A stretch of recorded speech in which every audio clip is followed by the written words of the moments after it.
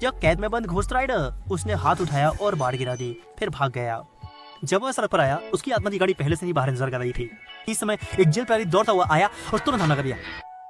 不过中间把下巴断上去的恶灵其实却并没有伤害这个人，而是骑着他的战车飞奔了出去。हालांकि जब वह गाड़ी चलाते हुए एक मेहनतदार इमारत के पास पहुंचा तो उसने देखा कि आसपास के पुलिसकारों ने उसे घेर लिया है, इसलिए उसने गाड़ी का रुख मोड़ा और ऊपर से पानी में फिसल गया। फिर वह पानी की सतह पर चलते हुए चला गया। लेकिन इस समय सैम ने भी गोस्ट राइडर की गतिविधियों को महसूस कर लिया, इसलिए जैसे ही गोस्ट राइडर छत पर चढ़ा, विंड डेमन प्रकट हो गया। हालांकि सदस्य हवा के रक्षक का सामना करते हुए देखा गया कि गोस्ट राइडर ने फिर से अपनी जंजीर घुमाई और हवा में तेजी से घूमती गमलानों का उपयोग किया और अंततः हवा के राक्षस को नष्ट कर दिया। और दूसरी तरफ अदृश्य राक्षस ने जॉनी की प्रेमिका को पकड़ने की कोशिश की।